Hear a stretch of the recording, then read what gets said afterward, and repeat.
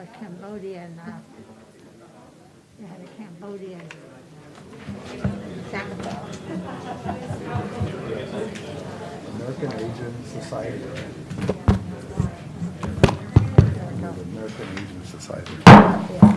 It having reached the hour of 5:30 p.m., I am calling the December 14th, 2021 Modesto City Council meeting to order and ask the city clerk to call the roll. Councilmember Canoyer? Here. Councilmember Wright? Here. Councilmember Scudia Brayton? Here. Councilmember Madrigal?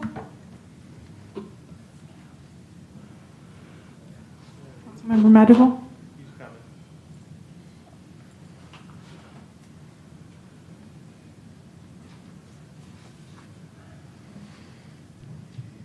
Here.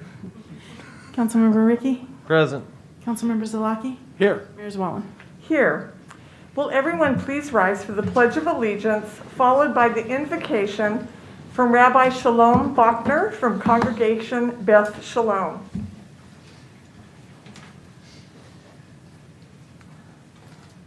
Pledge allegiance to the flag of the United States of America and to the republic for which it stands, one nation, under God, indivisible, with liberty and justice for all. Thank you. Good evening. Please remain standing or be seated, as is your personal comfort. I'm here from Congregation Beth Shalom, the Center for Jewish Life. We've been a part of this community for 103 years. And we recently, in addition to remodeling our building, purchased new prayer books. And I want to read from that a prayer for our country. It is part of our faith to pray for the goodness of our country, our city, and our society. Our God and God of our ancestors, with mercy accept our prayer on behalf of our country and its government. Pour out your blessing upon this land, upon its inhabitants, upon its leaders, its judges, officers, and officials who faithfully devote themselves to the needs of the public. Help them understand the rules of justice you have decreed, so that peace and security, happiness and freedom will never depart from our land. God, whose spirit is in all creatures, we pray that your spirit be awakened within all the inhabitants of our land. Uproot from our hearts hatred and malice, jealousy and strife.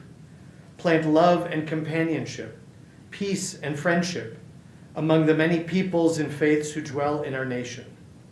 Grant us the knowledge to judge justly, the wisdom to act with compassion, and the understanding and courage to root out poverty from our land. May it be your will that our land be a blessing to all who dwell on earth. May you cause all peoples to dwell in friendship and freedom. Speedily fulfill the vision of your prophets. Nation shall not lift up sword against nation, neither shall they learn war anymore. For all of them, from the least of them to the greatest, shall know me, and let us say, Amen. Amen. Thank you. Thank you very much, Rabbi Bachner, for being here this evening.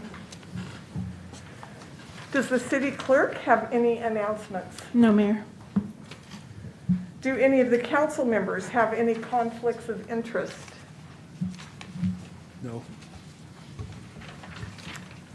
Next is acknowledgments and presentations, and the first one that we have is our county COVID-19 update, and the presentation will be by Nick DeKuzlian. Excuse me. Sorry. I apologize. I forgot. Will the city attorney report out on closed session? Yes, Mayor. There is reportable action today. The council did consider a couple items in closed session. There's reportable action regarding the Conference of Legal Counsel anticipated litigation, one case, and this does have to do with opioid litigation. During closed session, by a vote of 6-1, with Council Member Ricky voting no, the council authorized and directed the city manager to enter into 2 settlement agreements related to County of Santa Cruz et al. Versus Purdue Pharma LP. The settlement agreements will be entered into between the city and opioid distributors AmerisourceBergen, Cardinal Health, and McKesson, and manufacturer Janssen. The settlements provide the city with funds that may only be used for opioid remediation uses in order to help mitigate the negative impacts caused by the opioid epidemic. The settlements permit non-litigating parties such as the city to enter into these agreements. Currently, it is estimated that the city may receive approximately $4.9 million over 18 years. The exact amount is subject to change depending on how many jurisdictions enter into these agreements. Thank you very much for that report. And Nick, I apologize for asking you to come up. This is our county COVID-19 update from the Stanislaus County Board of Supervisors. Yes, thank you for having me, Mayor, City Council members. So I'm just going to go over a couple things. First of all, happy holidays. I hope all you guys are having a wonderful holiday season, staying safe. So citing an increase in cases statewide and the growing concern of the Omicron variant, you might have heard the governor has instituted a statewide universal mask mandate for those inside. This will go from December 15th to January 15th. So this is a statewide universal. Every single county is being asked to comply. So Stanislaus County is, they will be complying with this.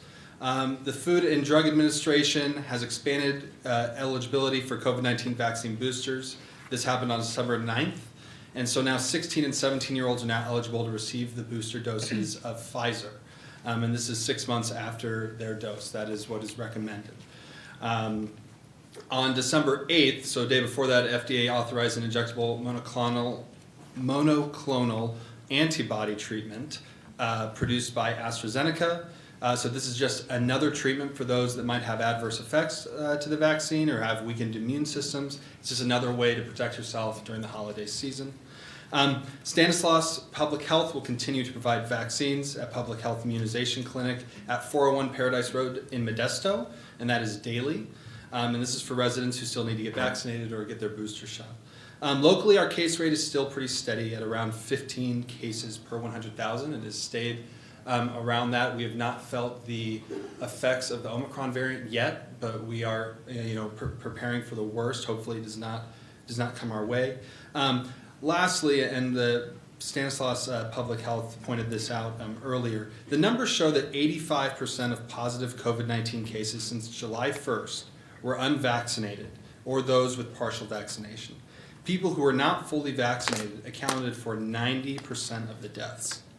So that's just another reminder that getting your vaccine, getting your booster is the best way to protect yourself during the holiday season. And you can get your booster or get your vaccine at myturn.ca.gov, and that'll get you scheduled to get your vaccine. So are there any questions? All right, questions from council members?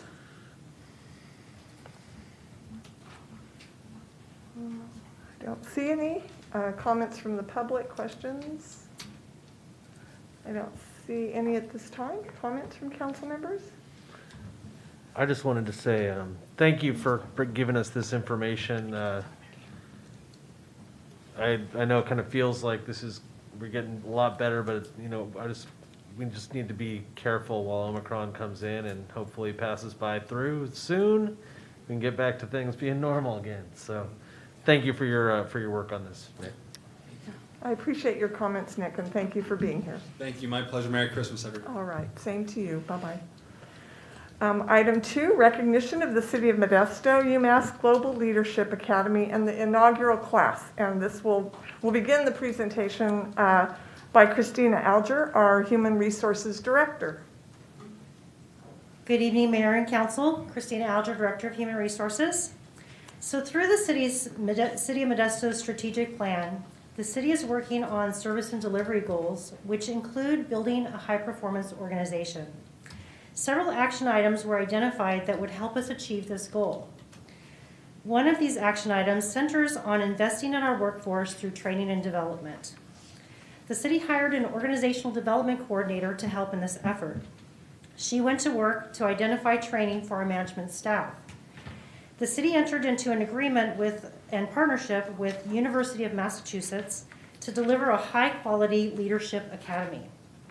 The Leadership Academy covers the full spectrum of leadership, including required attributes and behaviors, and helps our future leaders understand the qualities that make them successful. So tonight we would like to recognize our first graduating class of the Leadership Academy. This academy is a 10-week-long commitment that includes outside work, outside of class, and continued individual development plans to put the education to use within their roles within the city. We look forward to the great things that this group will accomplish. All right, thank you. And Mayor, if you don't mind, I'd like to say a few words myself. So to this inaugural leadership class, thank you for being here tonight. I know after a long day's work, it's tough to come to council, but I appreciate you guys coming here tonight. And in the words of John F. Kennedy, leadership and learning are indispensable to each other. The fact that you all took time to invest in yourselves and put in the work shows that you are true leaders of this organization. I'm so excited for each and every one of you and couldn't be more proud of all of you. I'd be remiss if I didn't take a moment to thank the HR department and Christina Alger, our HR director, Wanda King, our organizational development coordinator, who put so much time and effort into this program. I greatly appreciate all of your efforts and everyone here tonight. Thank you.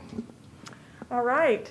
At this time, I would like to just make a brief comment, and then I will read the names of those that participated, those that are present tonight, as well as those that were not able to be here this evening.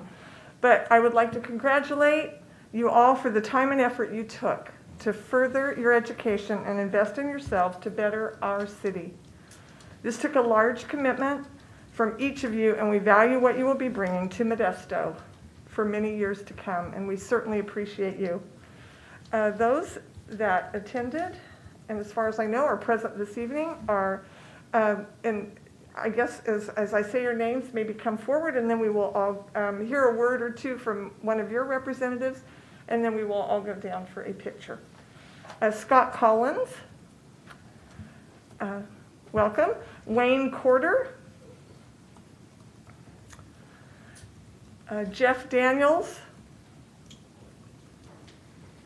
Robert Davalos, Jesse Franco, Monty Hamilton, Jessica Hill,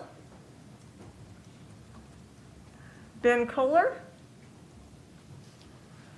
Manuel Martinez, Jessica Smart, Ashley Weaver, and Will Wong.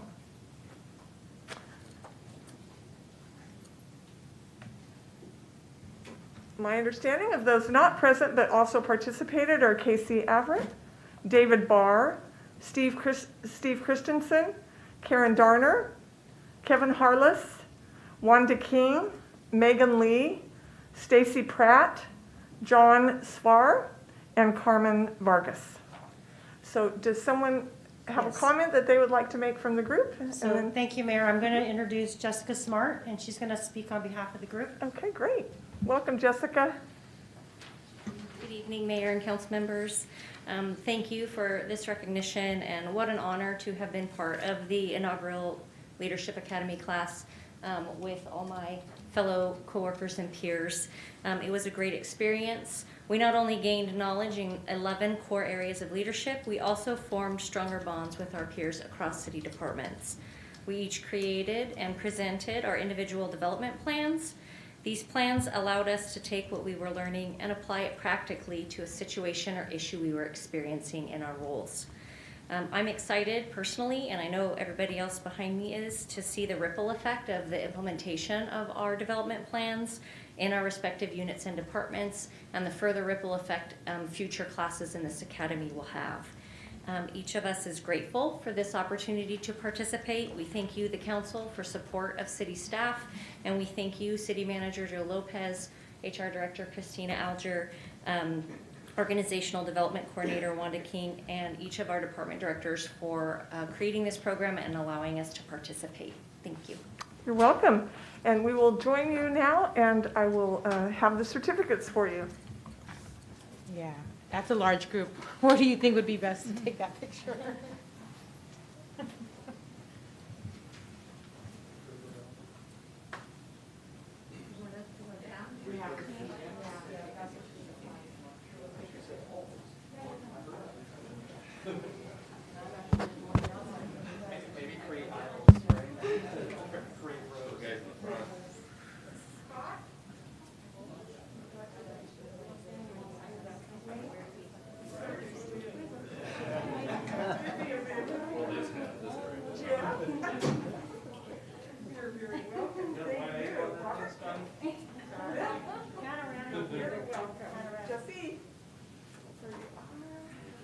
Where's that face?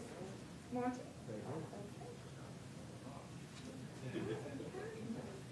And just a kill. You can do it a few times. Jen? Very welcome. Thank you, Manuel. Here we go. Very welcome. Jessica? November 18th. So we got about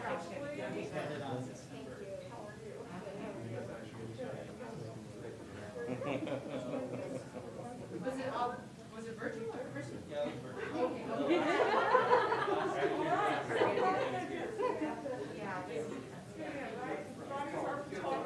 Squeeze them, Scotty.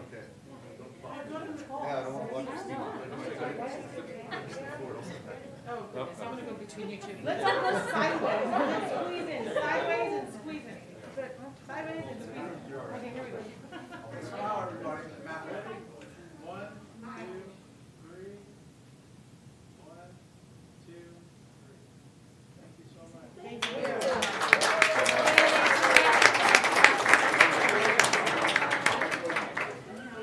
You guys are a rock star. Don't go nowhere. You gotta stay here. I think you gotta stay here and work.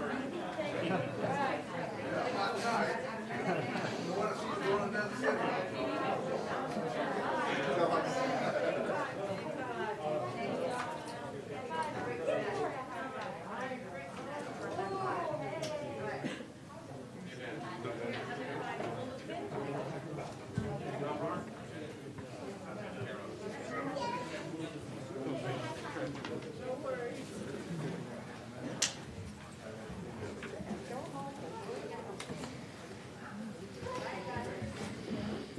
The little ones here make such a difference. I love it.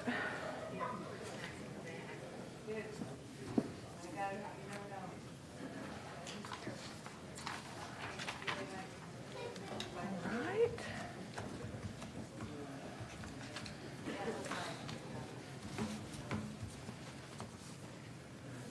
All right, looks like we're all settled.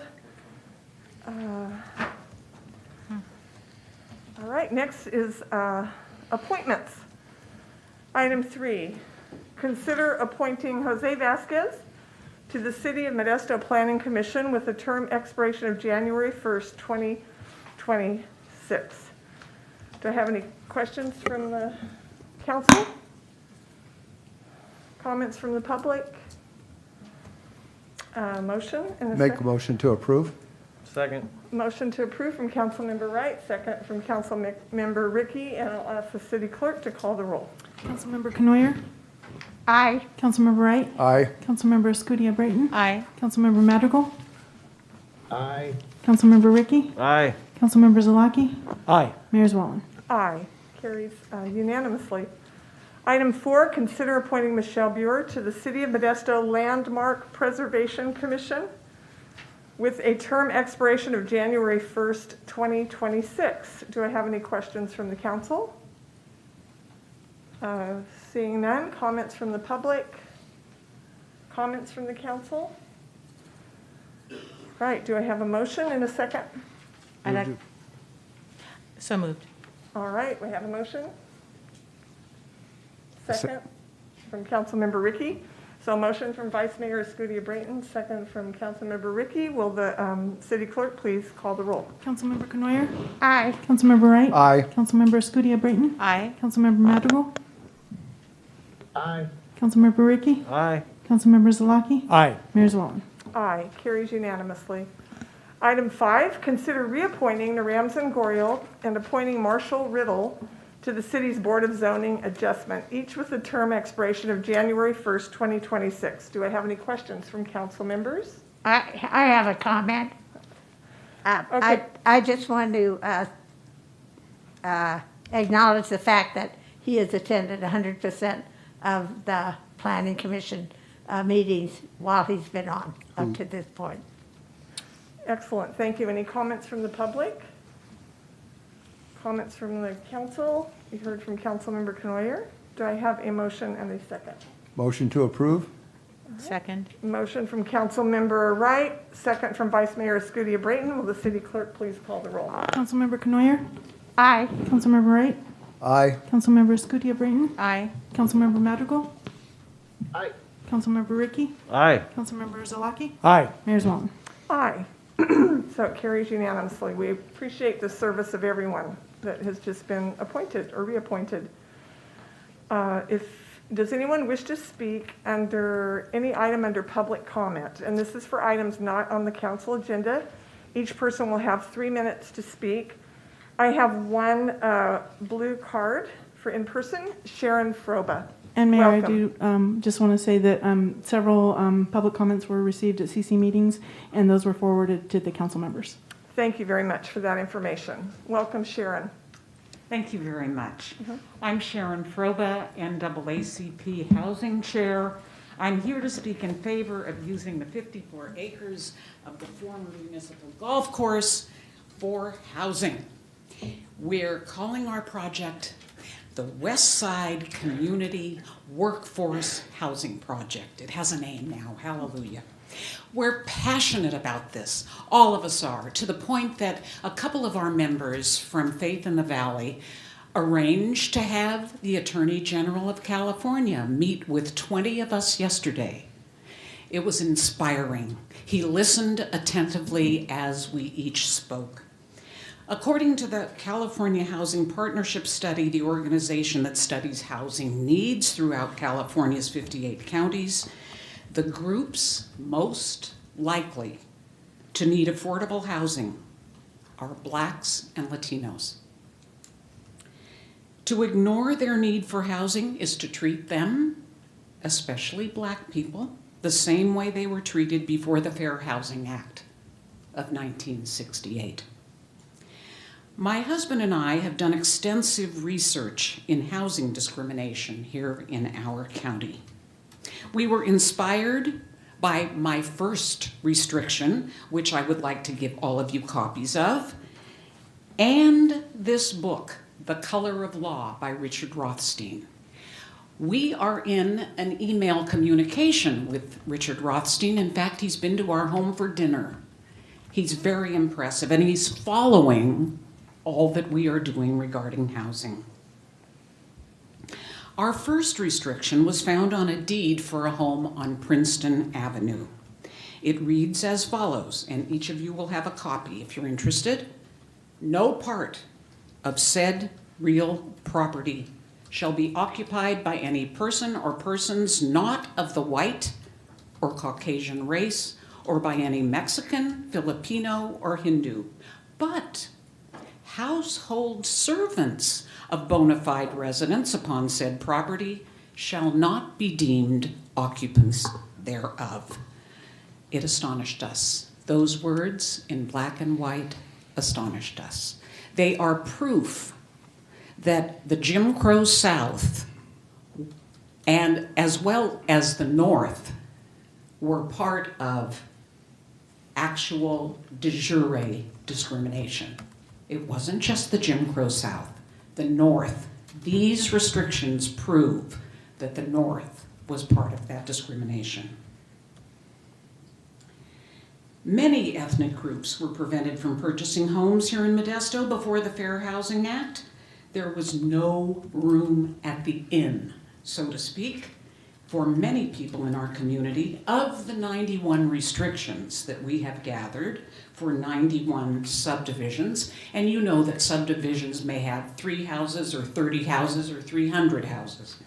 We have estimated that over half of Modesto excluded Black people from purchasing homes, as well as others. Even Hawaiians and Cubans, Armenians, and people from the Ottoman Empire were prohibited from buying homes in some subdivisions. The area where Israel now exists was formerly in the Ottoman Empire. Even Jesus would have been turned away for purchasing homes in some subdivisions in Modesto. The tragedy is huge. Not being able to buy a home prevented people from accumulating wealth and leaving it to future generations.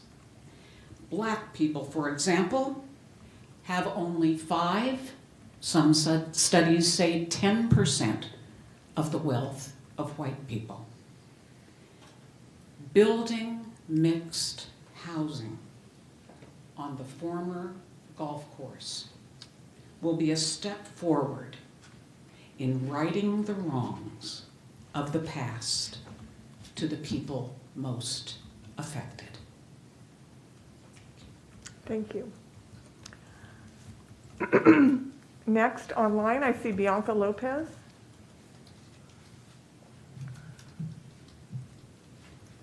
Good evening, can you hear me? Yes, we can. Great, thank you. My name is Bianca Lopez. I'm one of the co-founders and project directors of Valley Improvement Projects for Social and Environmental Justice.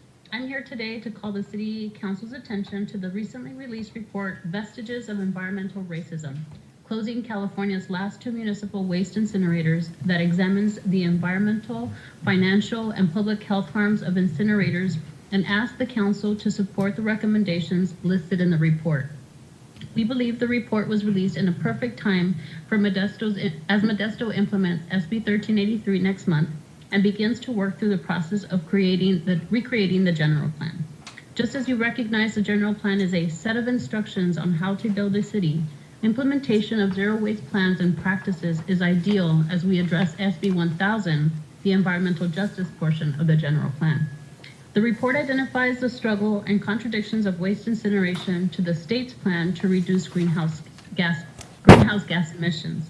And although the incinerator produces energy, it is a very small amount and is at the risk of public health, especially of those in environmental justice communities like Crow's Landing, predominantly Latino and low income, where the incinerator and landfill are located. The report clearly explains why zero waste without incineration is the alternative approach to waste management that our city can lead on that does not continue to perpetuate environmental racism.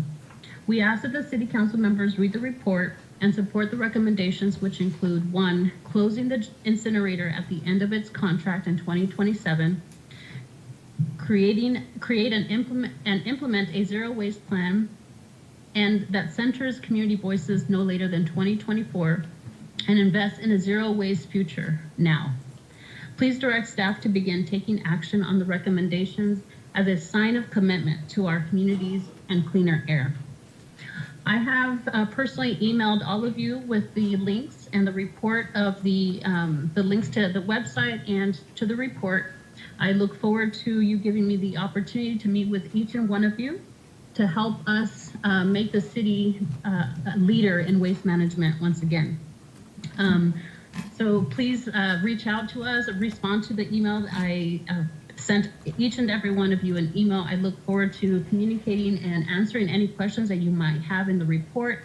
And we are very excited for what Modesto is having, the community to rethink about our waste as we implement SB 1383.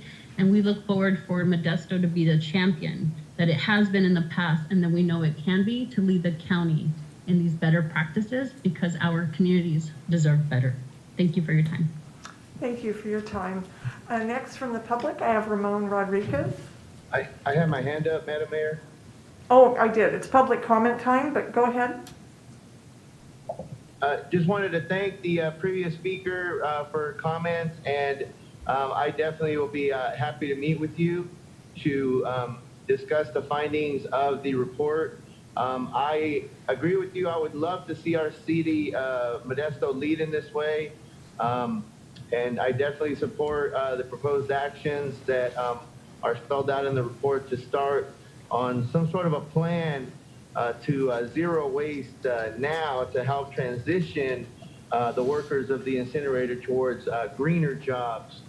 In addition to that, I'd like to request or urge you to set up a meeting with the city manager's office, city staff, or the appropriate city staff, so that we can talk about ways that we can implement, so that you can talk to them and meet and find out ways that you can implement some of the findings of the study. So I hope that you can set up that meeting with city staff as soon as possible as well. Thank you. Next, Ramon Rodriguez. Can everyone hear me? Yes, we can hear you. Good evening, Madam Mayor and City Council members. I'm speaking on two topics. One is for Alonso Nunes. Still, it's been almost a year that he got brutally assaulted by 4 Modesto police officers, and yet these officers are still not being held accountable. When will they be held accountable? Just like Joseph Almatia did when he got on paid leave and ultimately lost his job and faced charges. When are these 4 officers going to face the same thing as Lamatia did when he killed Trevor Seaver almost last year? And speaking of that, it's going to be over a year since Trevor Seaver is gone, and his family's not going to celebrate Christmas with him since he's gone. And Alonso's family's not going to celebrate Christmas with him because he's incarcerated because he can't afford to bail, all for the charges that he did not commit. And this is serious because Modesto Police Department wants to be proactive with the public and be trustworthy with the public. They need to hold officers to the highest standards. We cannot allow this to continue, otherwise there'll be more Joseph Almatias happening. And for years from now, if any of these officers end up shooting and killing someone, I'll be coming back and saying, I told you so. And also, I've been going around Modesto, especially West Modesto, South Modesto, and the airport neighborhood, and I've seen the effects of poverty and homelessness and what everyone's talking about. We need affordable housing. We need to do something with the homeless. We need to start pushing for more programs to help, for the homeless. Such an idea like Council Member Ricky had with having a park for the tents and the RVs, and also to provide affordable housing and affordable home ownership, which these ideas are coming up from other cities. And this is not just in Modesto, but it's happening all over California. Because if we don't, all of the working class people are leaving California. More will be living on the streets because they can't afford the rent in the house. So this is a perfect opportunity to start implementing programs to provide affordable housing. And I'm in favor of affordable housing on the former municipal golf course, as well as turning into a public park so that people have a decent park and affordable housing, because we want to push getting a working class to start for affordable home ownership and affordable housing. That's all I have to say. Thank you. Thank you. Next is Kartik. Raj?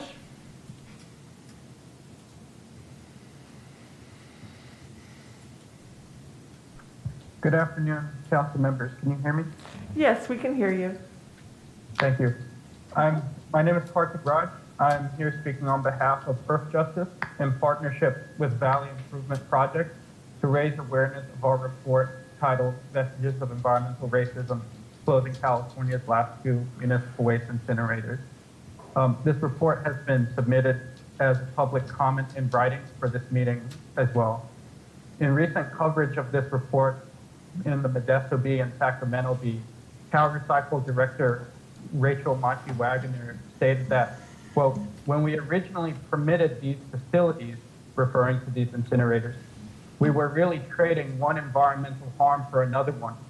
The report that we provided to the City Council today really highlights the problems that the Covanta Stanislaus municipal waste incinerator inflicts on communities, including Modesto residents.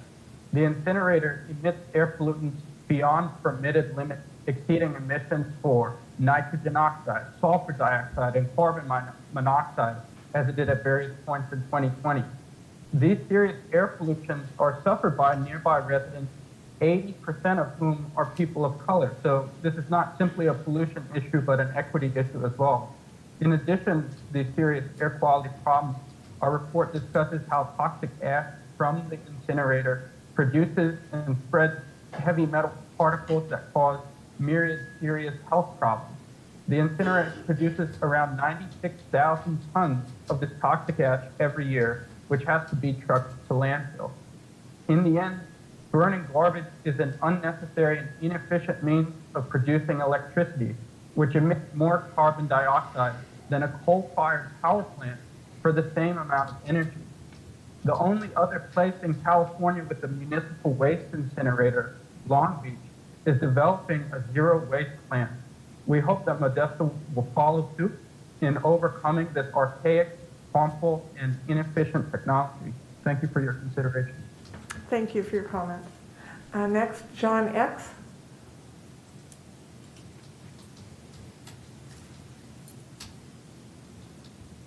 Hello, can you hear me? Yes, we can. Okay, thank you. My name is John X. Mataka, and I'm the president of the Grayson Neighborhood Council and also a member of Valley Improvement Projects.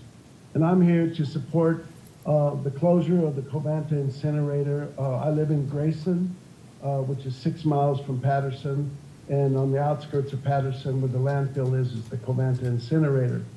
For many years, we have fought environmental racism on the west side of Stanislaus County. When I first moved here with my family, it was the tire incinerator, the only one in the state of California, which had 5 million tires, and they decided to burn them, okay? And it got down to 9 million that caught fire and burned for 34 days. Then, you know, we have the incinerator, the garbage incinerator, right? It burns 800 tons of garbage a day.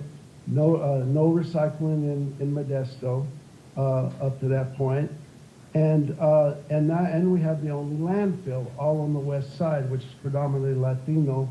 And right now, unbeknownst to most people per population, Patterson has the 9% black population, which is the highest per population in Stanislaus County. With all of that being said, it's communities of color that this disproportionate amount of pollution is happening from.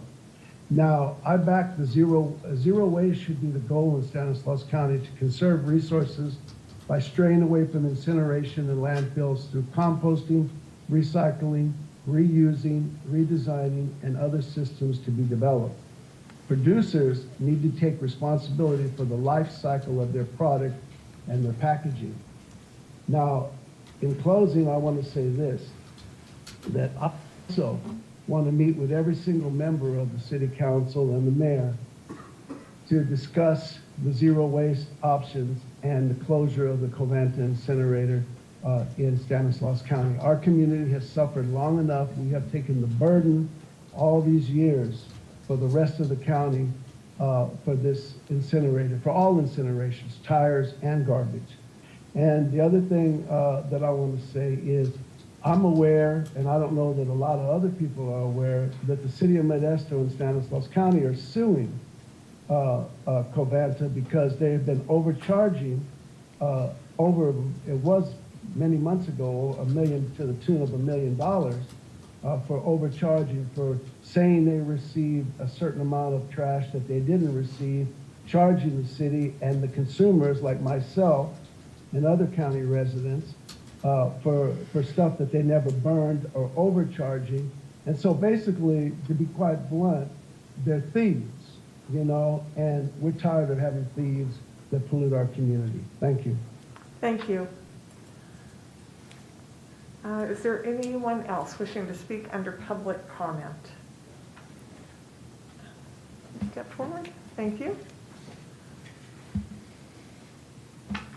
Hello, my name is Rafael Mendez. I'm a fence builder, I'm a business owner, I'm a licensed contractor. I came here earlier this year to talk about a problem that we're having here with unlicensed contractors. They're hurting our businesses, in particular my trade, fence building. It's a big problem. I'm sure it's the same problem for other trades. I've talked to the state license board. They are understaffed. They're overwhelmed.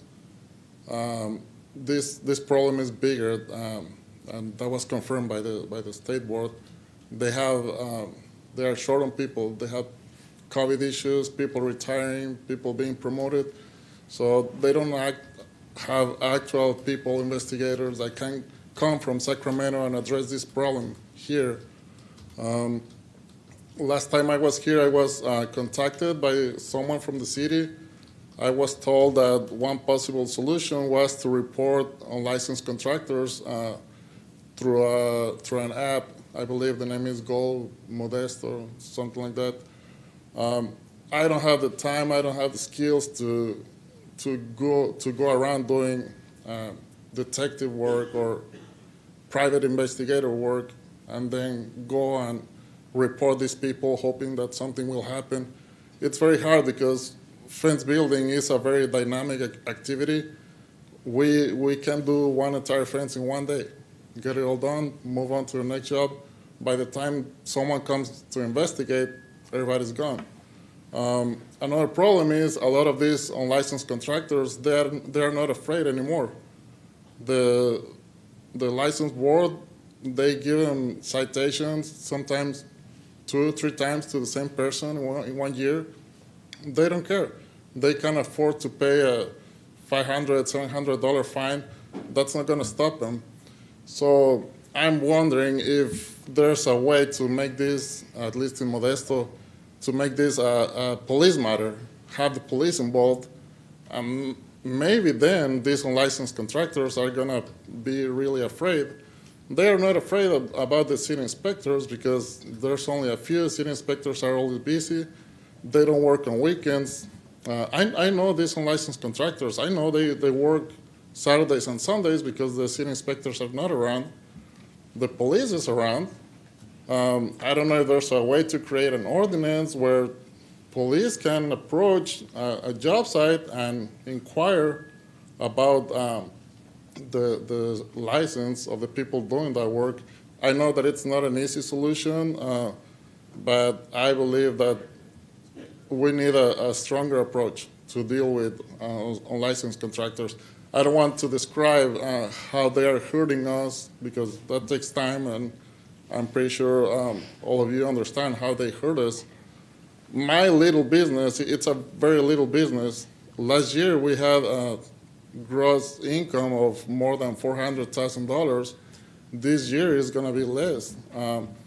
Obviously, there's other factors. There's COVID, there's a lack of workers, there was a lumber shortage, but there's also this problem of the unlicensed contractors. So all I'm asking is for help so we can compete in an even field. I would like to leave my contact information here with someone, and Yes. I would like to be contacted, and I'll be happy to come and discuss ideas. Like I said, it might be too much of a wild idea, but I think that at this point, if the police gets involved, then all these people, they're going to be at least afraid or see that it's a serious matter. Thank you. Thank you. I appreciate you being here this evening. And if Edgar Garcia will take your contact information, and we expect that you'll hear from someone. Thank you, ma'am.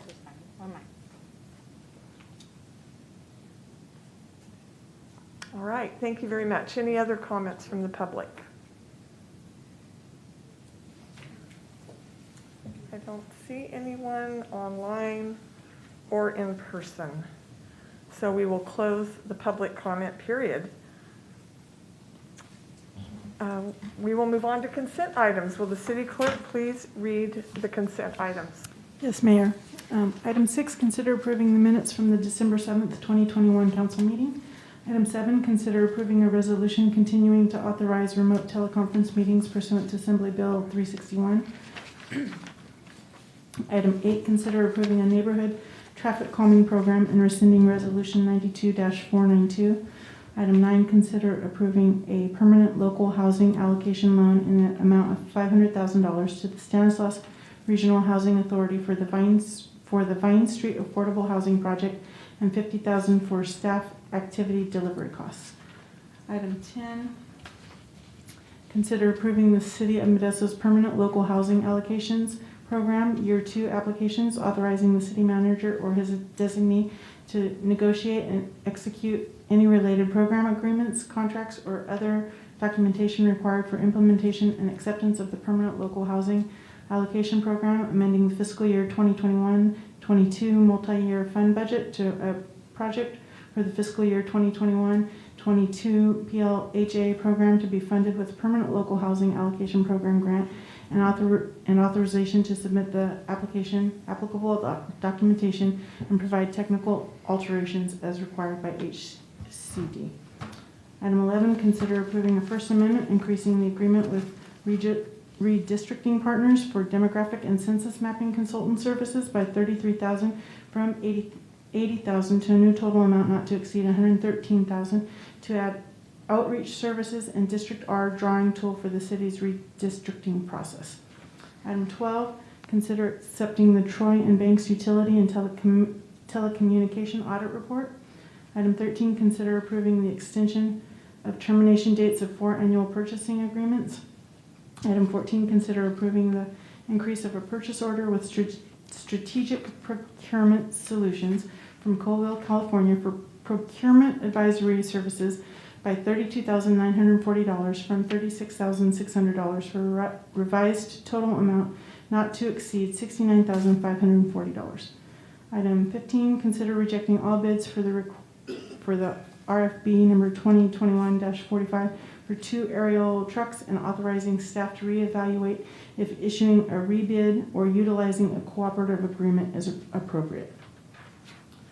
Item 16, consider amending the position allocation plan in 2 departments, adding 5 heavy equipment mechanic allocations, 1 fleet procurement technician allocation, and 1 maintenance worker 2 allocation, and reclassifying 1 administrative office assistant 3 to 1 administrative services technician 2 in the Public Works Department, reclassifying the administrative office assistant 2 to 1 administrative office assistant 3 in the Utilities Department, and amending the fiscal year 2021-22 operating fleet management fund budget. Item 17, consider accepting the results of the Human Resources and Payroll Audit of excluded part-time and seasonal employees from the California Public Employees Retirement System. Item 18, consider approving the 3rd Amendment to the agreement with the Baseball Club of Modesto as a successor in interest to HWS Baseball 4 LLC to revise the expiration date in the accelerated termination provisions from December 31st, 2021 to December 31st, 2022, and authorizing the city manager or his designee to execute the 3rd Amendment to the agreement. Item 19, consider approving the award of bid an agreement for concrete services for high voltage repairs and miscellaneous traffic electrical repairs to TBS contractors from Merced, California for a 1-year agreement with 4 1-year extension options for an annual estimated cost of $170,273 and a total amount not to exceed $851,365 over 5 years.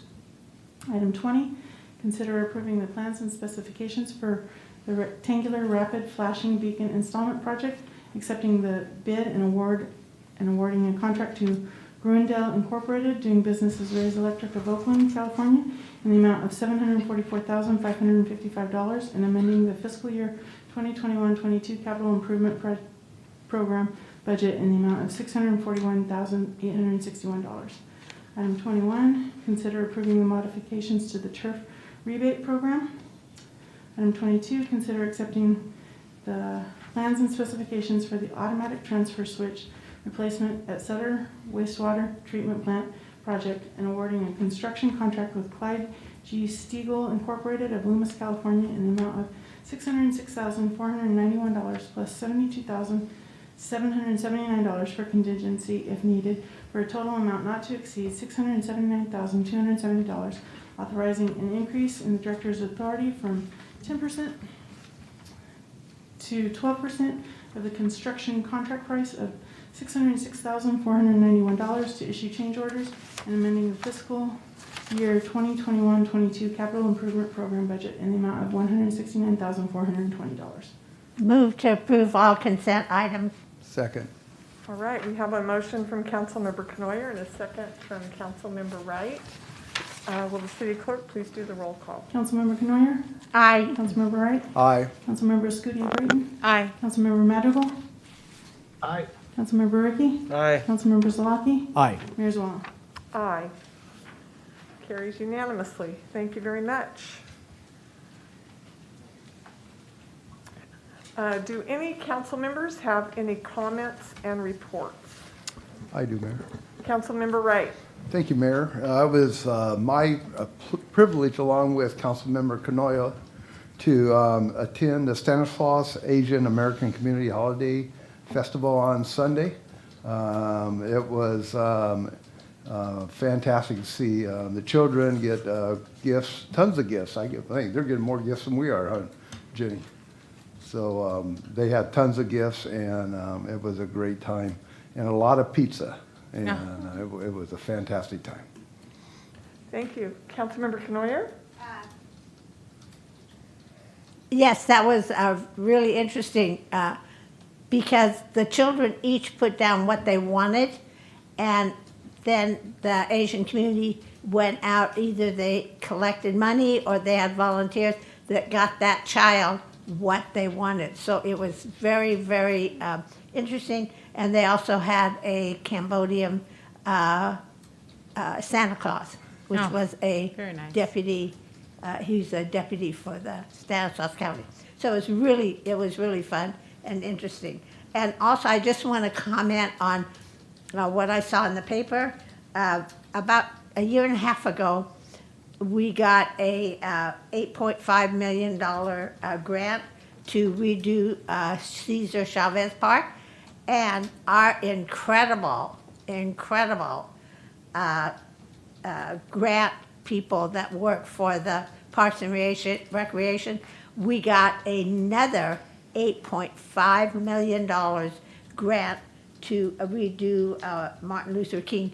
And when you consider that this is a statewide competition, and that we've already received 2 of these grants, our grant writing department and they worked so hard in Parks and Recreation, and they really need to be commented on that. And I just wanted to say that because I just happened to read it in the paper. Thank you. Councilmember Madrigal? Yes, I just wanted to also say kudos and a huge thank you to our City of Modesto park staff for their hard work in helping to secure that second $8.5 million parks grant from the Prop 68 State of California Fund to renovate and just redo Martin Luther King Park in West Modesto, which will include a splash pad, something that we've been talking about forever. Now it's going to be an even greater splash pad than we probably were thinking about originally. So a huge thank you. Also just wanted to express my thank you to city staff for their hard work helping the people of Modesto during these recent storms. Some folks, having flooded streets and whatnot. So can't thank you all enough for all your hard work helping people get through this last storm. All right. Thank you, Councilmember Madrigal. Councilmember Ricky? Thank you, Mayor. Just on this incinerator issue that we heard a little bit about tonight, I think we do have a real opportunity here to make some changes in terms of our waste systems. We're being forced by the state to make a lot of changes due to SB 1383. So I'm hopeful that we can work with local groups like the ones that spoke today to try to find, as we're being forced by the state to make these changes, to try to make changes that work in a more positive way for everybody in the community, especially creating cleaner air for our children. So I think that's super important. Also, it's holiday time, so I just want to remind people we've got some really great activities for people in town right now. Modesto on Ice is downtown. Take your family, take your friends, go down there. It's like a once-a-year thing. It's so fun. In my district, we also have a lot of neighbors doing a lot of neat things. The little library that's located at 1812 Brendler Way is accepting toys for kids in the neighborhood. So if you got an extra toy, drop on by there. You can also check out kind of the ho-ho holiday light display over at 3313 Bridgeport. It's really neat. It's like these LED lights are completely coordinated with all the music they're playing, and you turn the music on in your radio to a radio station and just watch it. It's absolutely amazing. You can also borrow a puzzle from the Puzzle Library at 2708 Stuyvesant Circle in Dutch Hollow. That's a pretty neat thing. So those are some great holiday things. A couple other things that's going on. The dog park in my district. We're just trying to work on that and try to find some solutions there. It becomes kind of a giant mud bog in the winter. It becomes a dust bowl in the summer. I've been taking a lot of notes from constituents on how we can make it better, and I'm working with staff, and I'll update everybody if we find a way to make some improvements there. And finally, traffic problems. We've been having a lot of traffic problems. We've been working with the College Area Neighborhood Association and with staff to try to find some solutions for speeders and red light runners and Hollywood stoppers and all this stuff. And I'm just hopeful that the solutions they've come up with will help the problem, and also that we can find some money in the budget in the future for another traffic officer and a DUI officer to try to take a bigger bite in the overall problem. And finally, I just want to echo the sentiments of the other council members here. The $8.5 million for MLK Park is going to make a huge difference in our community. And this is that Prop 68 money. It's going to be so helpful to our community, and it's just a huge positive. So thank you. You're welcome.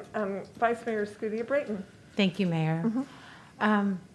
This being the last council meeting of the year, I know I dare say, as Councilmember Madrigal says often, I dare say that I speak on behalf of our council in wishing all of Modestans season's greetings. And it is my personal wish that all Modestans do have a very joyous holiday season filled with joy and well-being for them and their family. Merry Christmas and have a prosperous New Year's. Feliz Navidad, everyone. Thank you. Thank you, Mayor. All right. Thank you, Vice Mayor Scudia Brayton. I'll just make one brief comment. I feel like all of our council members expressed a lot of comments just now, and I think that it speaks to our awareness as council members of what's happening in the community and the responsiveness of our council. And I could not be more privileged to be in this role as mayor, and more honored to work with such a dynamic group of people that really takes their job seriously and works very hard to improve our community.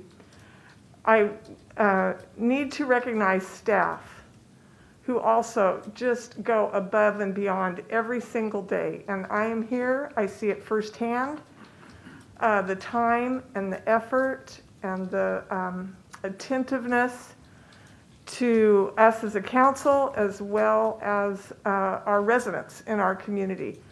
I am so impressed and so grateful for every moment of time that you spend to improve our city. And I want the residents of this community, everyone that may hear this or is listening, to know that we read every single email. We respond, we forward to staff, they get back to us in a very timely manner. Everyone takes your comments as a top priority. So I want everyone to realize that. I'm sure that you do, because you get those responses and they're very thorough and thoughtful. So at this time of year, the last meeting of the year, thank you all for your service to our community and to our residents for all that you do to improve our community, because it truly does take all of us. We do have in attendance our fire chief and our police chief. They are here every single meeting, beginning to end, and I appreciate them and their direct connection to everyone in our community and all that they do to keep us safe every moment of every day. So we will move on now to city manager comments and reports. Does the city manager have any comments? Yes, thank you, Mayor. As Vice Mayor Scudia Brayton had said, this is the last meeting of the year. It's been quite an eventful year for us, as we've had new council members and a new mayor come on board. But I'm just so grateful and so proud of all the work that we've been able to accomplish working together. I appreciate the opportunity to serve this city as a city manager, and just thank you for this opportunity. And to our incredible staff, thank you for all that you do and all the hard work that we put into making this a great community to live, work, and play. And so happy holidays, everybody, and hope everyone has a great new year. Thank you. All right, thank you very much. Next on the agenda is unfinished business. This is item number 23. Consider accepting the plans and specifications for the Rebid River Trunk Gravity System project and awarding a construction contract to Ranger Pipelines Incorporated of San Francisco, California, in the amount of $20,720,263 plus $2,072,026 in contingency if needed, for a total amount not to exceed $22,792,289, approving an increase in the director's authority from 6% to 10% to issue change orders, approving an agreement with Corolla Engineers for engineering support during construction in the amount of $964,650, plus $96,465 in additional services if needed, for a total amount not to exceed $1,061,115, approving an agreement with Stanislaus County for construction costs and services associated with the West Modesto County Area 9 Sewer Infrastructure Project, Rouse, Colorado Neighborhood, Colorado Avenue Sewer Fly Line Phase for a total amount not to exceed $898,560, and amending the fiscal year 2021-22 capital improvement project program budget in the amount of $24,438,624. And I will turn this item over to Jesse Franco. Welcome. Great, thank you. Good evening, Mayor, members of council. Jesse Franco, Engineering Division Manager for the Utilities Department.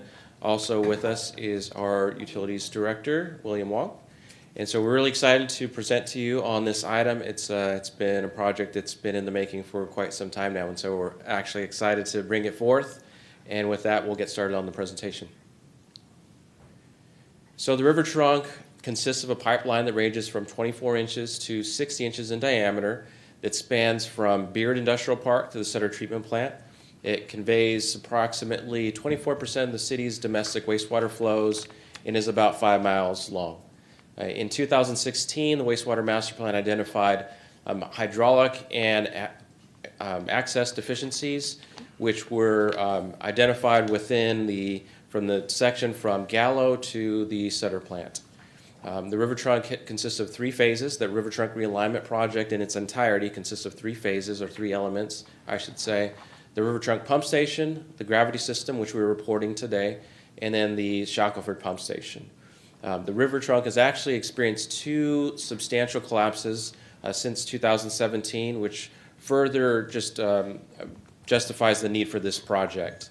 And so this gravity system will reroute the river trunk away from the Tuolumne River to prevent potential sewer overflows in highly environmental sensitive areas such as the Tuolumne River, and provide a reliable and accessible trunk for improved operation and maintenance.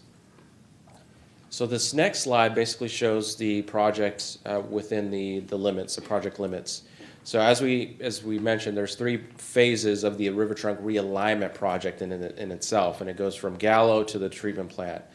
This particular project that we're bringing forth this evening is the Colorado gravity line, which is basically along Tuolumne Boulevard, just west of Highway 99. It will head west down Tuolumne and then south along Colorado Avenue, make its way down Garden and then to the treatment plant. So that's highlighted in red there. The other 2 phases or elements are the river trunk pump station, which is in the downtown area, and then the Shackelford gravity and pump station, which is currently out to bid. So as you can see, it's a pretty large project in terms of area and in terms of grounds to cover. So with most projects, there is an opportunity for partnership. In this particular project, we were actually able to partner with the county. So the county has been actively working on design for sewer infrastructure projects within the West Modesto area. The Colorado Rouse neighborhood, which is County Area 9, which is shown in pink there, is one of the areas that we were able to partner with the county. So The city teamed with the county to include the sewer mains as part of the city's project, and this allowed us to experience economy of scale in incorporating not just the city's sewer trunk portion, but also the county's portion. And then we also were able to look at, if we're going to experience substantial excavation along that street, then it was likely, it was a good opportunity to incorporate water system improvements as well. So all in all, this project will include sewer improvements, water improvements, and then also new pavement across that whole street there, that neighborhood from Ptolemy down to Garden. So quite a few benefits. So the project scope includes installation of approximately 1.7 miles of new 42-inch to 60-inch diameter sewer trunk at a depth of 30 feet. And that goes from Colorado Avenue, Tuolumne Boulevard, and Garden Avenue. New polymer trunk manholes, which are more corrosive resistant. Approximately 2,000 lineal feet of PVC sewer main, which is the county's portion. New stainless steel slide gates and biogas filter for odor control at that diversion structure located at 7th Street and Morton. And then we've got approximately 5,000 lineal feet of new water mains and services, hydrants, valves, and things like that. And then new pavement across that area, the limits of work. And then new curb gutter and sidewalk in terms of areas that need to be replaced. So the project was initially bid, or advertised for bid, I should say, on February 23rd of 2021, having a base bid and a bid alternate, which included the county's portion. Bids were publicly opened on April 20th of 2021.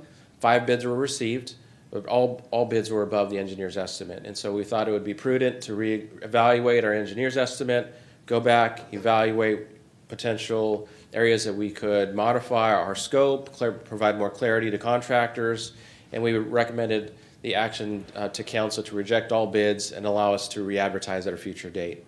So on June 22nd, 2021, by Resolution 2021-233, Council approved rejecting all bids and authorized staff to re-advertise the project. And so the project was re-advertised for bids on July 20th of 2021. The bids were publicly opened on August 31st. And following evaluation of the bids, Ranger Pipeline of San Francisco, California was the apparent responsible low bidder. So this next slide shows the anticipated construction costs. We've divvied it up based on the city's portion and the county's portion. So the city's portion is just, I think it's just over, I can't see what the, oh, there it is, thank you.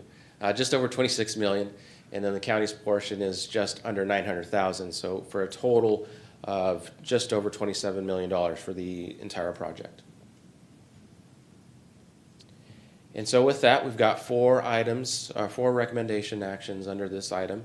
The first one being approving the plans and specs and approving a contract with Ranger Pipeline.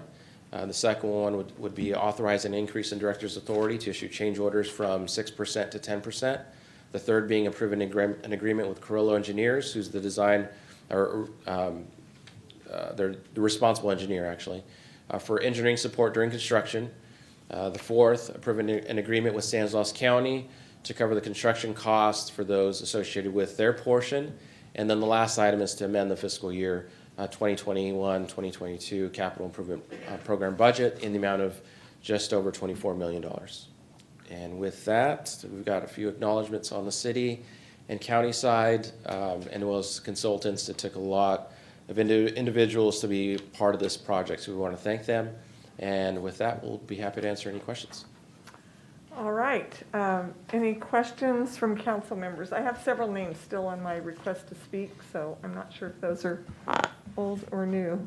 Councilmember Wright. Thank you, Jesse, for the presentation. So I just want to make sure that our citizens know that this does not come out of the general fund, correct? Correct. This comes out of the sewer fund? Correct. Okay, great. All right. Councilmember Zalaki. Yeah, just a quick comment. This has been a long time coming. It has. That line has been broken and fixed and repaired, and the lines under the river and everything that you just described. It is so good to hear that this is finally here and bid out. And now we're just waiting for our approval and the final crossing the T's and dotting the I's and getting this thing started. When do you anticipate they'll actually start work out there? So following a 'Cause we're already council into approval, winter. yeah, Yeah. sure, we will work towards getting the contracts to the contractor. They provide us the contract and then the bonds. And so we would be looking at scheduling a pre-construction meeting likely towards the end of January. Okay. And then they go through a submittal process, getting all the materials submitted so we can approve. And so we're hoping that we can see some type of ground activity, February, March, at least mobilization. We also brought on a public outreach firm to help us so we can basically provide a hotline out there for the neighborhood. They can call in, and if they have any questions, concerns, we have our public outreach firm they'll be able to help us with that. Okay, well, thank you, and congratulations Thank you. for all Thank the you. hard work. I know you guys have been working at it for a while. Thanks. All right, Councilmember Ricky? Good, okay. All right, Councilmember Madrigal, questions? Yes, I'll try to be brief. Many years ago, we had heard concerns from, I had heard concerns about the reliability of our wastewater system, concerns that came from some of the folks, in the cannery industry, some of our local wet industry manufacturers. And I wanted to ask you, what does this project do to address their concerns, and not just their concerns, but any of the manufacturing industry stakeholders and leaders? What does it do to address their concerns or that they may have with how reliable our wastewater system is? That's a good question, Councilor Madrigal. We've actually been working collaboratively with the wet industries and getting their inputs. They've been, I think, equally as concerned about the location of the river trunk and the cannery segregation line. Fortunately, the cannery segregation line is in better shape, and it's actually inward as opposed to the river trunk, which is outward. So the river trunk is closest to the river as opposed to the can seg, which is more inland. And thankfully, the can seg line is in operation during low river season, and so that allows us time to basically ensure that line is in better shape. But once this river trunk realignment project is complete, the intent is to convert it to a secondary redundant line for the cannery users so that we would have two mains in place. And again, since they operate during non-winter season, the two lines would be able to be accessed, maintained, and make sure that they are functioning properly. So we've really tried to be proactive in terms of their needs and really, put our due diligence in making sure we have a reliable, redundant system. Thank you. I appreciate that. I don't see this just as an infrastructure improvement project. I'm viewing this also as a local job protection project. Absolutely. All right, thank you. All right, Councilmember Zalaki has another question. Thank you. Just a quick question. I recall every year we go through a process of putting out a bid for, I don't know, the ability to, if we had a collapsed line, to put in pipeline and run it. A bypass pumping.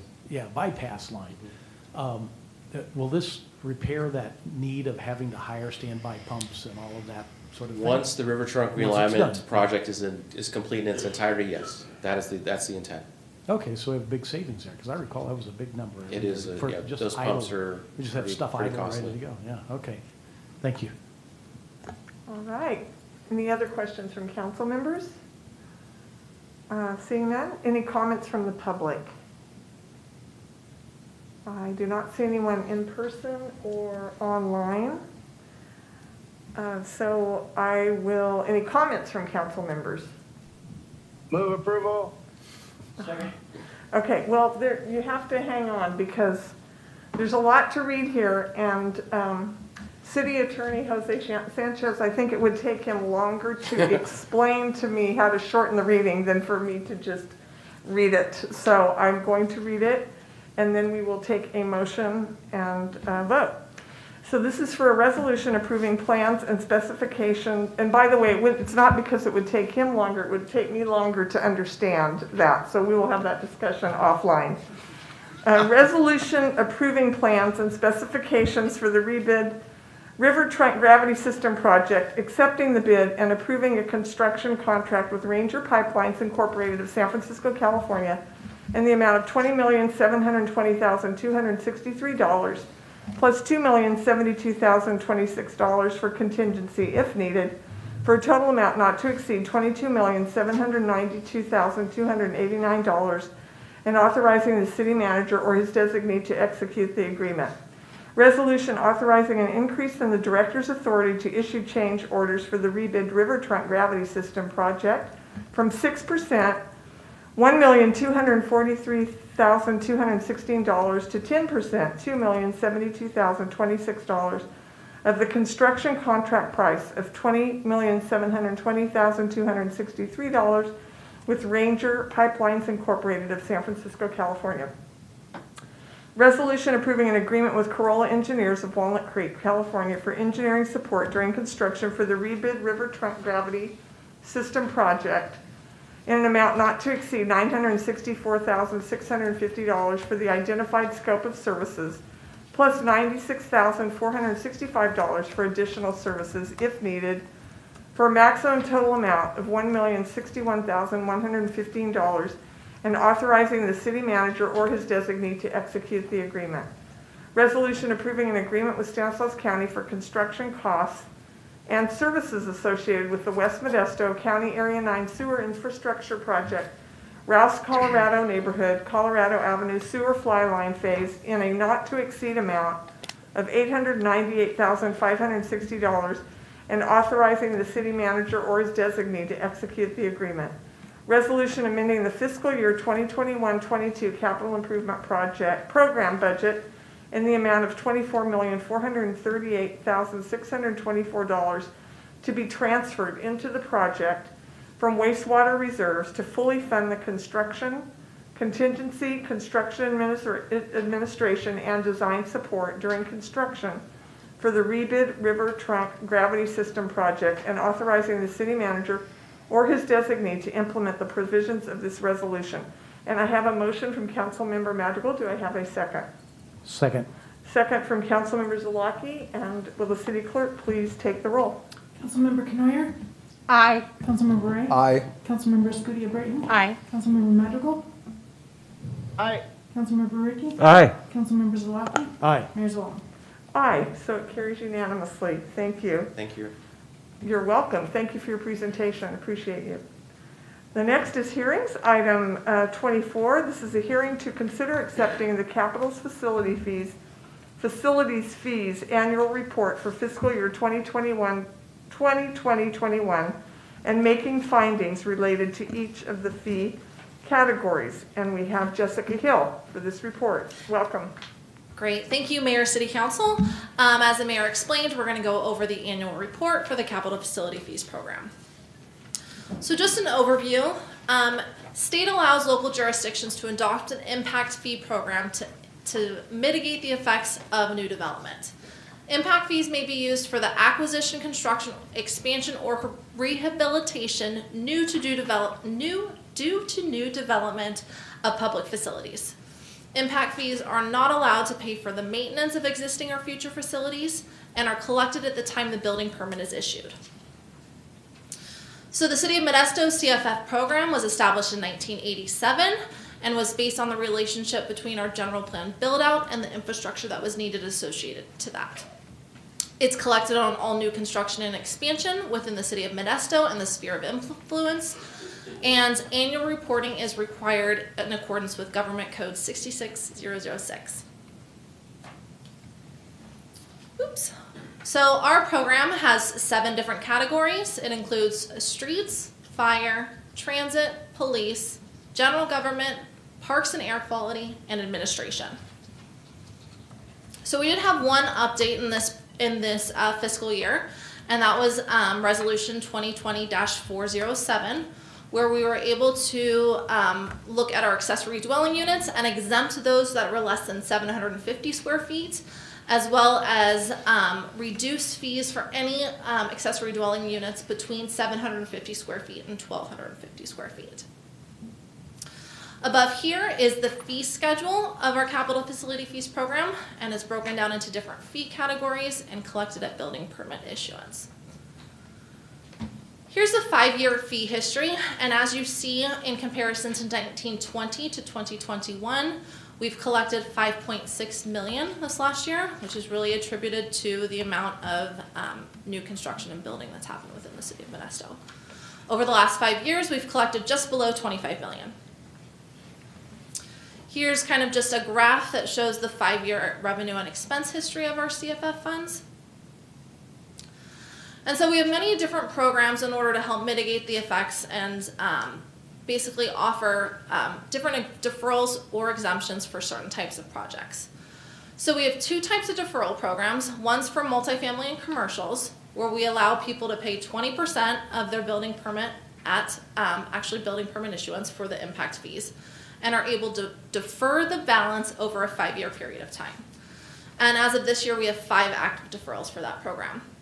Additionally, the council approved last year the ability to defer single-family residential units to the certificate of occupancy. And what this does would defer the upfront costs for developers who are building and then selling single-family homes. We have a couple exemption programs for very low or low-income housing, or CHODOs, and we had 1 exemption for this year, and that was for Archway Commons Phase 2. And with that, the requested council action is to adopt a resolution accepting the annual report and making the findings related to each fee categories. And I'm happy to answer any questions. All right, questions from council members?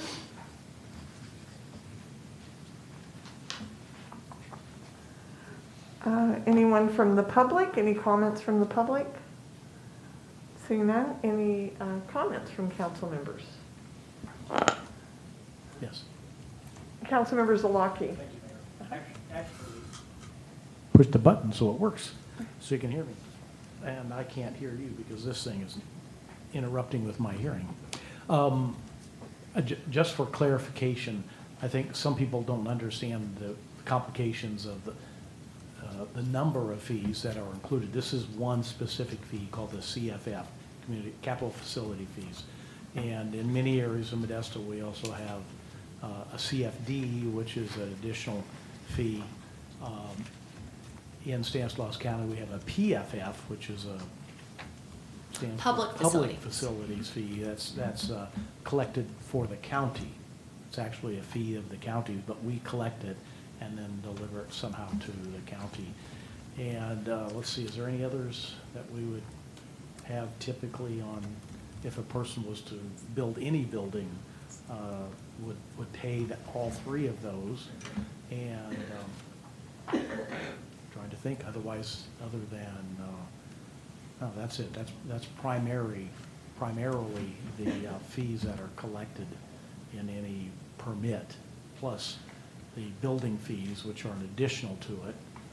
Those are not in relationship to growth as much as for the operations of the city to pay for the services that are rendered.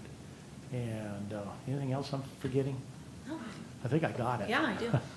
So I thought I wanted to bring that up because a lot of times people look at the numbers and they think, oh, okay, that seems reasonable, or they may think it's outrageous and expensive.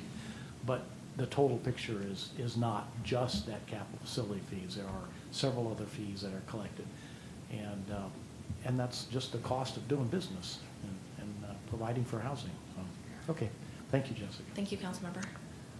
All right, thank you for your comments. Do I have a motion?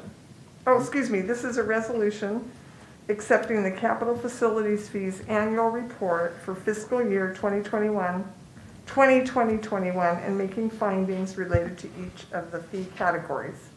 Do I have a motion? Motion to approve. All right, motion by Councilmember Second. Wright, second by Vice Mayor Escudia-Brayton.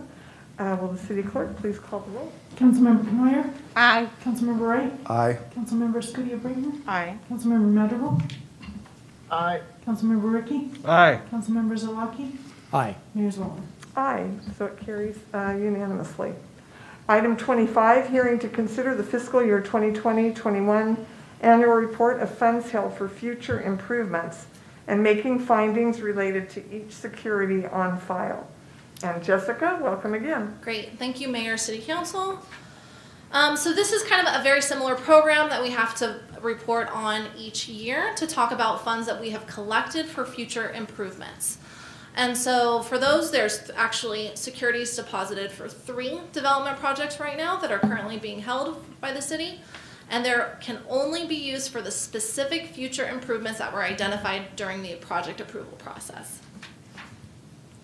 So those 3, the first one's 1024 Florence Avenue, which is a little over $3,000 being held, and that is to connect to the city sewer connection, and that was due to when this building permit was pulled, there was no sewer available.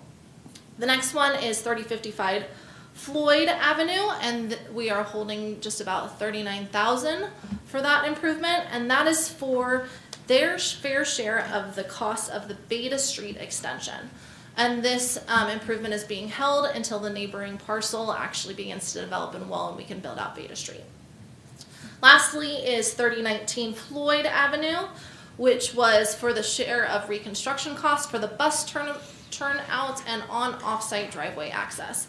And this is in regards to the Walgreens Pharmacy over on Floyd, and again is waiting for that adjacent parcel to develop. And with that, I'm happy to answer any questions. Otherwise, the staff recommendation is before you. All right, any questions from council members? Seeing none, any comments from the public? No one in person or online? Comments from the council? All right, again, this is a resolution accepting the fiscal year 2020-21 annual report of funds held for future improvements and making findings related to each security on file. Do I have a motion? Move to approve. Approved by Councilmember Ricky. Second. Second by Councilmember Wright. Would the city clerk please read the roll call? Councilmember Canoyer? Aye. Councilmember Wright? Aye. Councilmember Scudia-Brayton? Aye. Councilmember Madrigal? Aye. Aye. Councilmember Ricky? Aye. Councilmember Zalaki? Aye. Mayor Zwallen? Aye. Carries unanimously. Before Jessica steps down, I just remembered something. Uh-oh. The voluntary land dedication, the new fee, I'd like to get an update on exactly how that incorporates, because I know it's part of a used to be CFD and how it interacts. Because I had someone ask me the other day, and I knew part of it, but don't have the full story. But it's kind of new, but it's really not. Yeah, so the Voluntary Land Dedication Program is a program that we set up specifically for a CFD or future community facility district that we're going to call Tivoli. This program, once it actually kind of gets up and started, is to ensure that the city and developers have the necessary right-of-way by people being able to voluntarily dedicate that right-of-way now, and then when development's ready to happen, we have the right-of-way needed to actually build out the streets at that time. So people will only have to pay, I guess, the delta of how much they dedicate versus what their fair share is. And then once this program starts collecting money, there will have to be an annual report presented to council as well. Oh, okay. All right, great. And that's a good thing, because quite often in newer developments, you end up with this piece of property that didn't get developed, and it's sort of sitting there, and everyone's trying to figure out how to get the right-of-way put in, and then it's a constant challenge. So, yeah, it's a good thing. Thank you. Thank you. Thank you very much, Jessica. Next is item number 26, and this is a hearing to consider the approval and adoption of the Modesto Subbasin Groundwater Sustainability Plan and authorize the Stanislaus and Tuolumne Rivers Groundwater Sustainability Association Groundwater Sustainability Agency to submit the Modesto Subbasin Groundwater Sustainability Plan to the Department of Water Resources, and approve the City of Modesto representative to adopt the Turlock Subbasin Groundwater Sustainability Plan and submit it to the Department of Water Resources. And we will turn this over to Will Wong. Welcome. Thank you, Mayor. Good evening, Mayor, again, and council members. I'm Will Wong, Director of Utilities. So tonight before you is a very important piece of water planning documentation that the City of Modesto, as well as many cities actually all cities in California, need to adopt, especially if they are involved in groundwater. So with that, I will talk about the groundwater sustainability plans. So as you're aware, we are under the Sustainable Groundwater Management Act, which was signed into law by Governor Brown in 2014. It basically sets the framework for local groundwater management. And if we do not adopt a plan and do it locally, the state has the ability to come intervene and tell us how we should run our water systems. So the groundwater management requirements are on the screen. We did form the groundwater sustainability agencies by June 30th, 2017. City of Modesto belongs to 2 groundwater sustainability agencies, one in each subbasin. The City of Modesto straddles 2 subbasins, the Modesto subbasin, which is north of the Tuolumne River, and the Turlock subbasin, which is south of the Tuolumne River. The basin itself is considered a low and medium priority basin. So we are compelled to submit a groundwater sustainability plan by January 31st, 2022. This plan needs to be updated every 5 years, and we need to provide annual reports. And the goal is to achieve Modesto subbasin and Turlock subbasin sustainability by 2042. As I mentioned before, the City of Modesto straddles 2 subbasins, Modesto and Turlock subbasins. On the map, you'll actually see there's actually 4 subbasins that are in between the 2 subbasins. There's 4 GSAs in the 2 subbasins, but Modesto belongs in the 2. There are many different agencies, local agencies, water agencies, as well as irrigation districts that participate in these groundwater sustainability agencies, and the shared resource is the Tuolumne River. But again, this has been a regional effort to develop these groundwater sustainability plans. So the good news is Modesto has invested very well in its water resources. With surface water that we purchased from MID, our groundwater supplies are in good shape. So we are able to withstand the droughts back in 2015 through 2017, as well as the current situation. However, we also have to make sure that under SGMA, we have to manage our groundwater basins sustainably. So groundwater sustainability plans, or GSPs, are a 20-year roadmap for us to make sure that we continually maintain our basin in sustainable fashion. And again, the benefit of SGMA, it keeps the groundwater into local control. The requirements of the GSPs are on the screen. They include planned area, groundwater conditions, water budgets, sustainability goals, undesirable results, measurable objectives, projects to achieve sustainability, management actions, and monitoring protocols. This has been a very public effort. We've had several meetings and workshops with the public. We actually gave chapters to the public to review, and we actually included comments and addressed them in the documentations, and we actually did some targeted outreach. So again, this did have a lot of public input. So the adoption requirements, so we actually had to send notices to cities and counties with the intent to adopt these GSPs. So the City of Modesto received 2 the notices back in August and September for the Stanislaus and Tuolumne Rivers Groundwater Basin Association, which is north of the river. And then we also had the West Turlock Subbasin GSA submit theirs on September 10th. As one of the adoption requirements, we have to adopt these at a public meeting, and all GSAs in the state must adopt the GSPs. So a little bit of background of how we got to this point. Both Modesto, both the Stanislaus and Tuolumne Rivers Groundwater Basin Association and West Turlock Subbasin GSAs both received grant funding to prepare a majority of the cost of the GSPs. The remainder was covered by equally distributed amongst the participating agencies. We also had some implementation funding. Each agency received about $1 million to do some groundwater monitoring as well too. So actually added data to these sustainability plans. These monitoring wells in general were installed in urban areas within or adjacent to disadvantaged communities, because those are the areas that actually do have reliability in the groundwater. So we want to make sure those areas were included. So the timeline to adopt, so we sent the notice in August. We released for the GSP chapters for public comment in November. And so we are adopting the GSPs tonight. We're asking for 2 separate actions in general. Because the Stanislaus and Tuolumne Rivers Groundwater Basin Association is governed by an MOU, we are asking council tonight to adopt that separately as a standalone document. In the West Turlock Subbasin GSA, they had their GSP. We are under a JPA, a Joint Powers Authority. And with that, we do have our representative, Project Manager Miguel Alvarez, sitting in the audience tonight. He is the city's delegate on the West Turlock Subbasin Committee, and we're going to be asking council tonight to delegate authority to him to adopt their GSP at their meeting in January of 2022.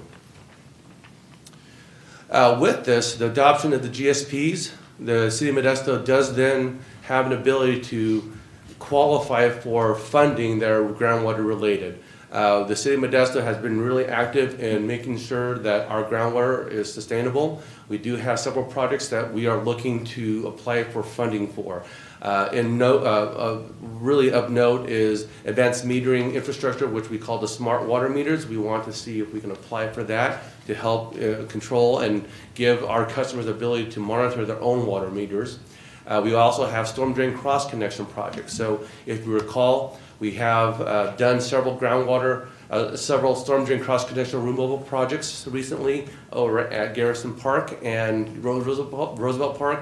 More recently, we received a $10 million grant to also do Pikes Park as well too. So again, GSPs are required for us to continue to leverage funding from the state to construct some of those projects. And lastly, because this is groundwater related, we want to make sure that this GSP is adopted so we can actually qualify for future funding that are related to groundwater sustainability, groundwater recharge, and groundwater quality. The staff recommendations are up there. I know, Mayor, you have to read all that, so I won't repeat that, but after that, I'd be happy to answer any questions. All right.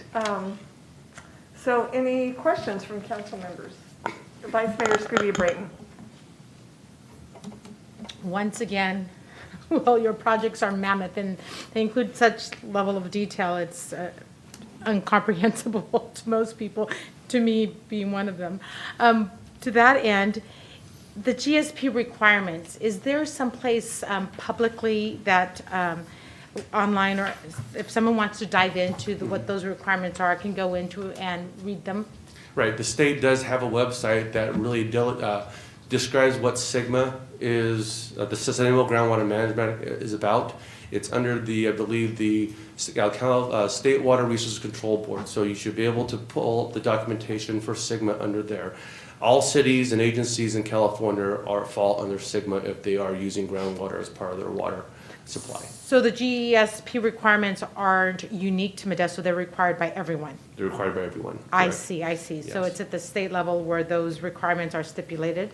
Right. What the state is asking local agents to do is come up with their own plans of how they will achieve sustainability.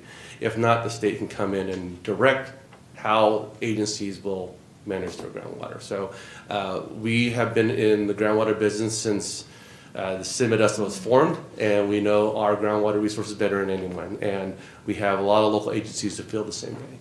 Great, thank you very much. All right, Councilmember Ricky. So Will, just for the public's benefit, what is a GSP? GSP is an acronym for Groundwater Sustainability Plan. And in that plan has, I'll go back to the slide here. Oops. That's right. There are several chapters that need to be part of the groundwater sustainability plan, and I'm going to pull them up. I think it's slide number 5. I got to share this again. You've answered my question. And then the other question I have is, you mentioned that we are not critically overpumped. No. One of the benefits is, there you go.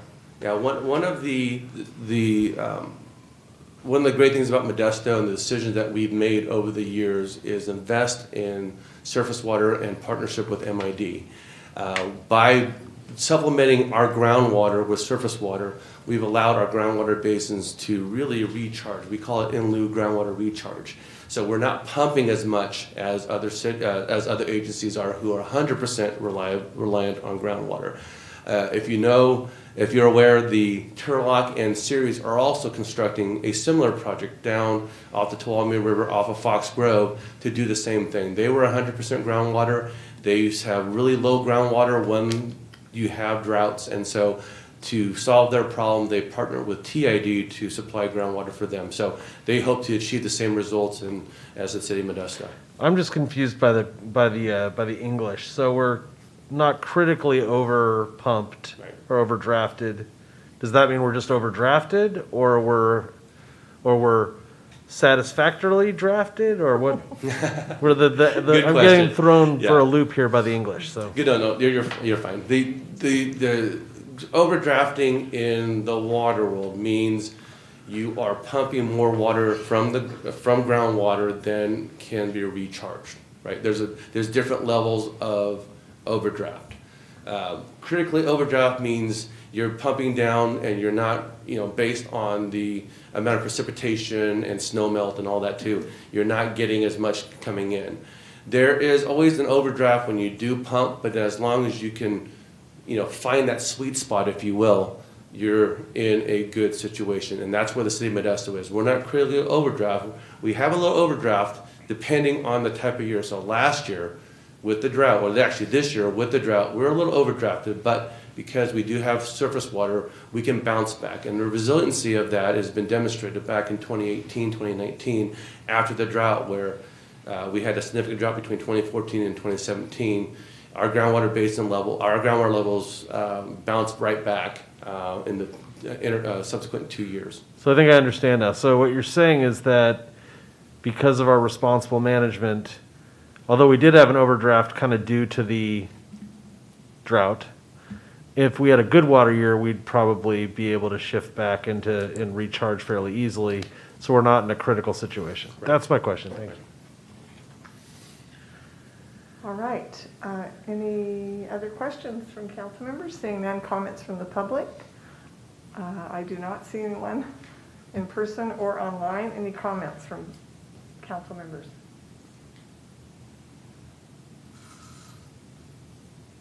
All right. No, can I just move approval? All right. These need to be approved separately. So we have a resolution approving the adoption of the Modesto Subbasin Groundwater Sustainability Plan and authorizing the Stanislaus and Tuolumne Rivers Groundwater Sustainability Association Groundwater Sustainability Agency to submit the Modesto Subbasin Groundwater Sustainability Plan to the Department of Water Resources. And I have a motion from Councilmember Madrigal. Second. Second from Councilmember Wright. Will the city clerk please read the roll? Councilmember Canoyer? Aye. Councilmember Wright? Aye. Councilmember Escutia-Brayton? Aye. Councilmember Madrigal? Aye. Councilmember Ricky? Aye. Councilmember Zalaki? Aye. Mayor Zwollen? Aye, carries unanimously. Second item is a resolution approving the City of Modesto representative to adopt the Turlock Subbasin Groundwater Sustainability Plan and submit it to the Department of Water Resources. Do I have a motion? Make a motion to approve? Councilmember Wright? Second. Second from Vice Mayor Escutia-Brayton. Will the city clerk please read the roll? Councilmember Canoyer? Aye. Councilmember Wright? Aye. Councilmember Escutia-Brayton? Aye. Councilmember Madrigal? Aye. Councilmember Ricky? Aye. Councilmember Zalaki? Aye. Mayor Zwollen? Aye, carries unanimously. Thank you very much for Thank your you. presentation and our votes. Are there any matters too late for the agenda? Seeing none, I am calling this meeting of the City Council to be adjourned.